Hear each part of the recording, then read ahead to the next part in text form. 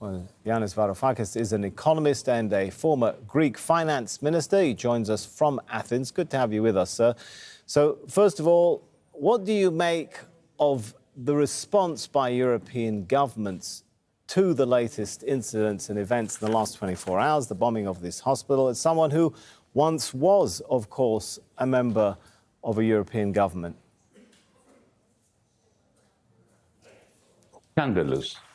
I can think of no other word by which to describe the dereliction of duty by European Union leaders. The response by the European Union, the leadership of the European Union, has been scandalous. For days, they simply parroted whatever Washington, D.C. and Tel Aviv were bringing out as statements. Yesterday, for the first time, the European Union Council decided to come out with a statement of substance. And what was the substance? That the European Union will increase its expenditure on aid for the people of Gaza. But at the same time, they are saying nothing about the fact that Israel is blocking all aid from going into Gaza. And the European Union simply does not have what it takes, does not have the moral spine to condemn the state of Israel for blockading Gaza, that the European Union wants to spend money on from entering Gaza.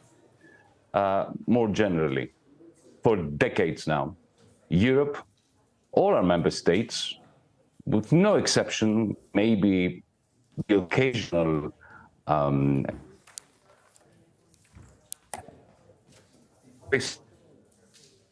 blind eye of Palestine to the state of occupation, which in itself is a violent act.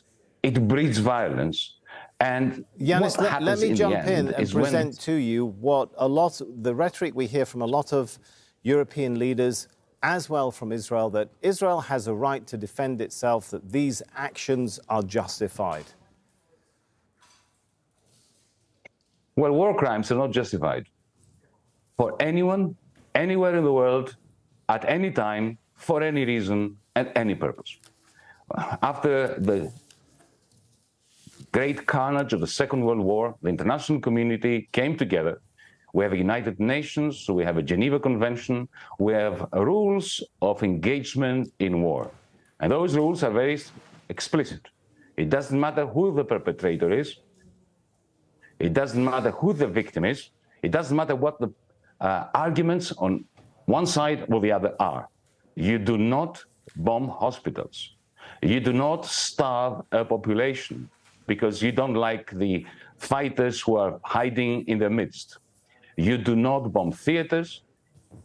Let me put it this way.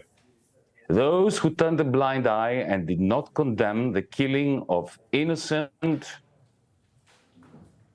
unarmed journalists, of doctors, of nurses, of children, all those years by the Israeli army, have lost the right to condemn the serious, repugnant atrocities of Hamas.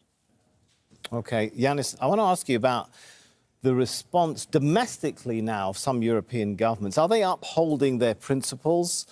For example, Amnesty International has criticized France's decision to ban all demonstrations sympathetic to the plight of the Palestinians. I believe even you've fallen victim to having your invitations to speak cancelled.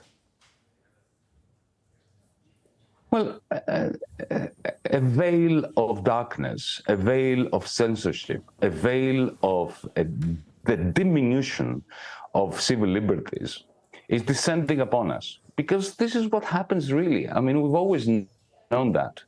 The moment our governments become complicit in war crimes, the moment they become complicit in the ethnic cleansing of a whole nation, whether this is in Palestine or Nagorno-Karabakh, wherever. You know, when Vladimir Putin invaded Ukraine, I came out, and DiEM25, the movement that I represent, we came out condemning him and saying that it doesn't matter who gets attacked, who gets occupied, whether it's the Ukrainians or the Palestinians.